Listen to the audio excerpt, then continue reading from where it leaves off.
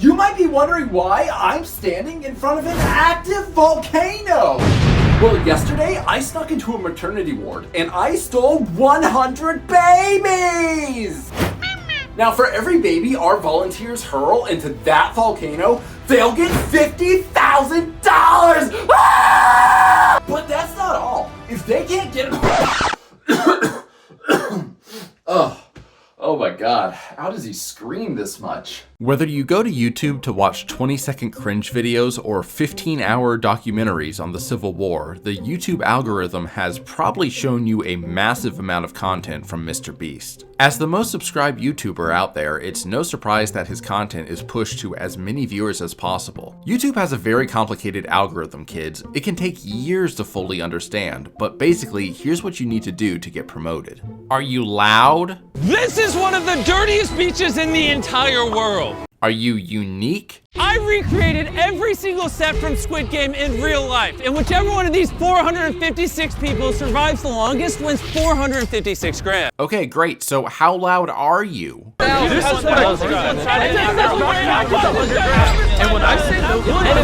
While Mr. Beast seems like a great guy with a high degree of integrity, I've found that lately some of his challenge videos have had a bit of a darker twist on them. Where once this guy was just making harmless little challenges that tested an individual's creativity or patience, now his challenges are designed to push people to their physical and mental limits, all in the name of more views. While I don't really care about YouTubers and I don't want my content to focus on YouTube drama, I think I'm actually in a unique position to comment on this. Why's that, you ask? Well, take a look at this.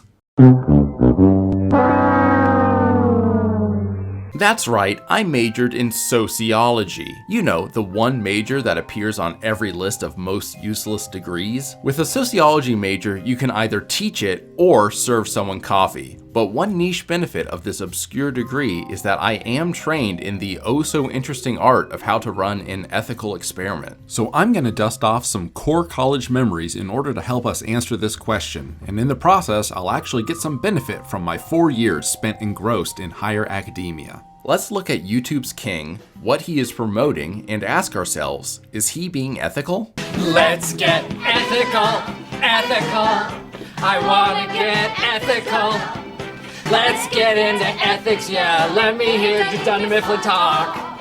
First off, Mr. Beast seems like a fantastic person. While I'm not his target demographic and generally don't watch most of his stuff, it's pretty clear he's a good person. He is highly charitable with his money, genuinely caring for others, and overall he has used his fame and fortune to great effect. At the end of the day, there has to be someone on top of YouTube Mountain, and I would much rather see Jimmy standing there than some of the other contenders. This is a platform full of money-grubbing assholes who think they're hot shit, when really they're just one of those things. I mean, if Jimmy wasn't the king of YouTube, could you see any of the other big creators doing the good things he's doing? Would Logan Paul cure blindness for 1,000 people? Or would he try to sell them Paul Specs, a brand of glasses made by him for $9.99 that he promises will cure blindness? Would Boogie2988 drill wells in Africa? He'd probably just complain to Africans about how hard his life is. I have no references, no work history, and no education. And when you Google my name, you might see rumors that I beat my ex-wife and I'm also a pedophile. Oh, boo-hoo! Let me play a sad song for you on the world's smallest violin.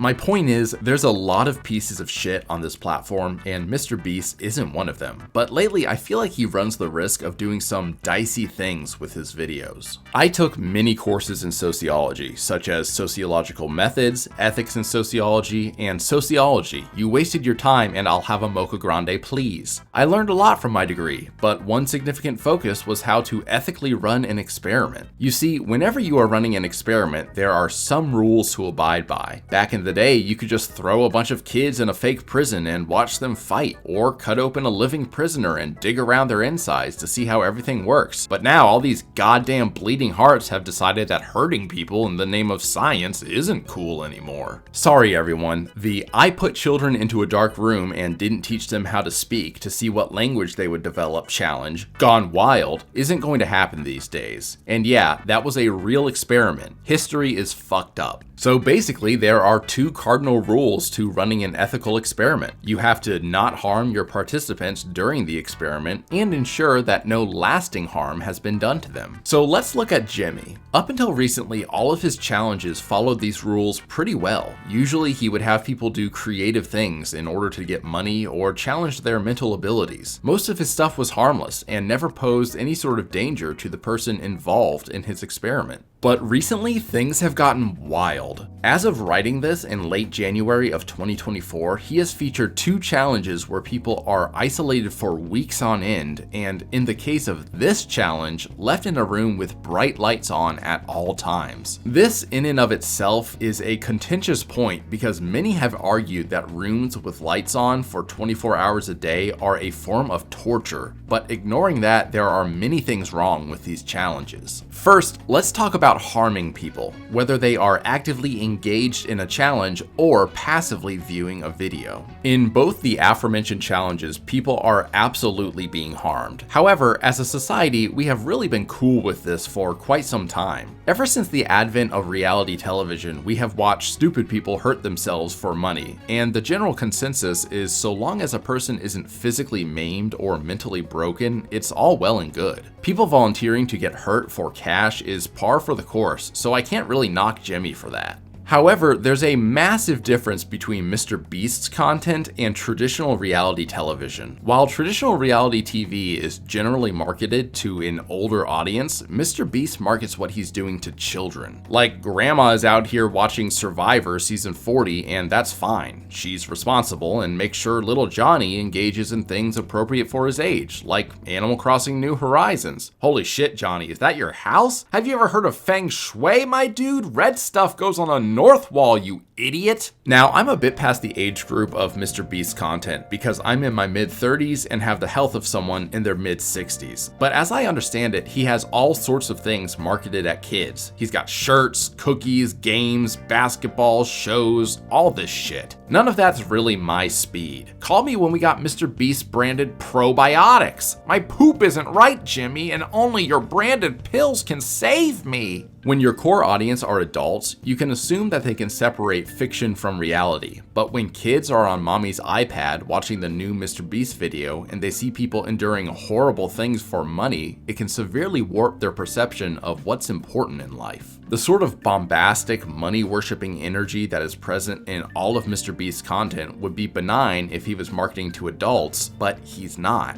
Much of his audience is still developing their frontal lobe, and when they're assaulted with the message of 456 people survived the longest and 456 grams. they are naturally going to form troublesome, materialistic views. Now you may say, what's the big deal? So many others do that exact thing and market to children. Well, you're right, and because of that, I can't knock Mr. Beast that much. If Johnny Idiot spends 8 hours a day absorbing Mr. Beast's content, you can't blame a content creator. It's John and Jane Idiot's fault, so I can't hit Mr. Beast too much for his stuff. When it comes to point 1, he traditionally hasn't done any significant harm to his volunteers, and any harm he inflicts on his viewers is the same as countless other channels. I may personally disagree with content like this being marketed to babies in diapers, but he's not the source of the problem, so I'm not blaming him. Maybe there's another source of the problem. Maybe there's a platform that says they care about children but secretly promote adult content to kids in order to make them addicted to a cycle of, oh fuck, they heard me. I mean, YouTube is good. Children never see mature things on this platform or similar other platforms. Okay, did I get my monetization back?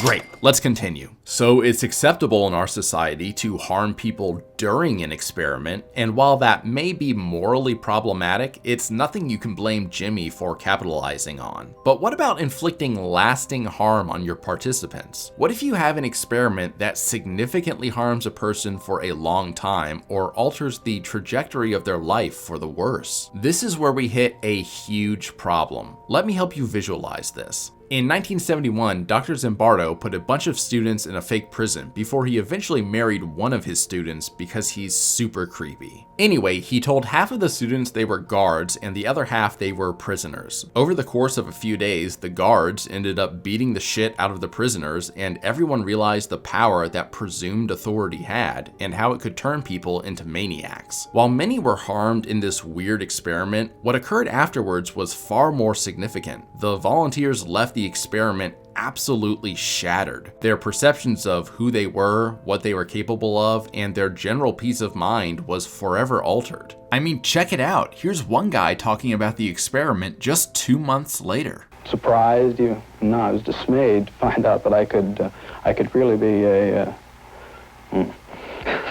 that I could act in a manner so absolutely unaccustomed to anything I would even really dream of doing. Over the course of a few days, their lives were changed forever, and when it comes to ethical experiments, this is a huge no-no. While Mr. Beast has yet to do the Stanford Prison Experiment Part 2 challenge, his recent videos are starting to negatively impact his participants to such a degree that I think the harm inflicted will not just go away when the cameras stop rolling. Any challenge that isolates someone for weeks on end or keeps them in an all-white room with the lights on has severe mental health repercussions. Smarter people than me have studied the effects of prolonged isolation and sleep deprivation and come to the conclusion that these constitute torture. These same experts recognize that anyone who undergoes these terrible things will not simply snap back to normal upon returning to the world. The participants will have lingering mental health issues for a very long time. Jimmy isn't a stupid guy, and I'm willing to bet this isn't news to him. So why is he starting to do all this shit? Well, while he is generally a good person, there is a darker side to content creation, and I'm not talking about selling feet pictures on OnlyFans. The thing is, Mr. Beast is caught in YouTube's curse. For those who have never tried to make a channel, you may not know what I'm talking about. But when you make content, you are competing with yourself and with others. Like, let's say you're the first guy ever to make a Minecraft channel, and you make a little shitty house. You get views and subs and feel great, but now you can't get by just making a little shitty house. Your audience is expecting more. You have to go bigger. On top of that, there are others who are inspired by you and making their own Minecraft channels, where their own creations are shown. And some of their stuff is way better than yours. So in order to keep your channel growing, not only do you have to outdo yourself, you have to outdo your competition. YouTube of today is very different than when Mr. Beast started. The simple challenges he once issued were novel when he first revealed them, but now there are hundreds of other channels doing the same thing. So in order to remain at the top of the mountain, Mr. Beast has to go bigger and crazier. Are you seeing how this could be an issue? And shit, this doesn't just apply to challenges for volunteers, but it extends to Jimmy tormenting himself. He recently put himself in isolation for 7 days, despite the fact that an expert on hand explained how this can turn your brain into jello and permanently fuck you up. I worked in psych hospitals for 23 years, and this is much worse than anything I've ever seen. Anything past 50 hours in a white room like this can lead to permanent psychological damage. This guy is risking his sanity on dangerous stunts, all in the name of more views. And when you keep pushing and pushing, eventually someone is going to get hurt. In the case of Mr. Beast, he could very well deal irreparable damage to himself as he continues to try to maintain his place as the king of YouTube. I mean, look at this video. They got construction equipment being used to stack shit and people are running all over the place. What if some idiot fucked up their placement of a car and it landed on someone? Hey, look at that. This is 100 crates filled to the brim with TNT. Jimmy says they have crates full of dynamite and then a car almost runs over one. Look at that guy, he knows what's going on. Okay, I know they probably didn't actually have dynamite in those crates, but still, this shit is just begging for a visit from OSHA. And I'm not talking about the town in Wisconsin. Also, can we talk about legal shit for a second? I'm no lawyer, but I'm shocked Jimmy hasn't been sued by angry parents yet. Back when I was a wee lad, the greatest show ever made came out. It was called Jackass and featured a bunch of drunk idiots hurting themselves in hilarious ways. Despite the fact that this show was on late at night, kids watched it and they tried to replicate the stunts only to get horribly fucked up. Instead of parents taking responsibility, they sued MTV, as most parents are wont to do. It's not my fault my child is an idiot. I gave him an iPad. MTV quickly put a warning before the videos to save their ass from lawsuits. And to hear former castmate Steve-O talk about it, they were very guarded with what they put out there after some of the injuries. I got branded, the heart over my heart. They said they wouldn't show sizzling, smoking flesh. We said you could get branded. We said you could shoot it, but we didn't say anything about airing footage of sizzling, smoking flesh. Like, what the fuck do you think branding is? Meanwhile, you got Jimmy blowing shit up and putting himself through hell without even a legal disclaimer. Look, I'm not a lawyer, but shouldn't this guy put a disclaimer before his videos to protect himself? I don't know, it just seems kind of obvious to me. Anyway, when the foundation of your channel is putting people through challenges in order to get money, the challenges have to become more intense and more dangerous to continue to drive viewership, especially when copycat channels are doing dangerous challenges and raking in views. Because of this, Mr. Beast, who again seems like a fine person, is probably more inclined to ride the line between what is ethical and what is unethical. When views are the lifeblood of your brand, you can't afford to let things slip, and staying ahead of the pack is crucial. So while Mr. Beast's challenges have traditionally been harmless and not damaging to the individual, his recent ones are starting to ride that line between what is ethical and what isn't. We haven't yet gotten into throwing babies into the volcano territory, and we probably never will, but everything that grows eventually will stagnate. Infinite growth is impossible. Eventually, Mr. Beast's popularity will begin to wane, and my fear is that he will push the boundary harder and harder until someone actually gets hurt. And sure, I bet he has a massive team of people behind every single one of his videos, but just because you have a lot of people working on a project doesn't mean it won't fuck up. After all, a lot of people built the Titanic, and we all know how that turned out. It became a fantastic movie. Good job, James Cameron. I'm the king of the world! I can't think of any better conclusion than reiterating my support for this guy. I'm not his audience. His style of videos doesn't always appeal to me, but he is making genuinely unique content with a draw that is unfathomable to most. I don't know him, but I constantly see Jimmy doing fantastic things with his money and fame, and in general, I think he's a real paragon of the platform. But my hope is that he will pump the brake on some of these more extreme challenges, because if you keep pushing and pushing, at some point, something or someone is going to break. So with that being said, I'd like to close on an offer composed in a way that I know will entice Mr. Beast. Are you the biggest YouTuber of all time, but your entire empire could go down because of one lawsuit?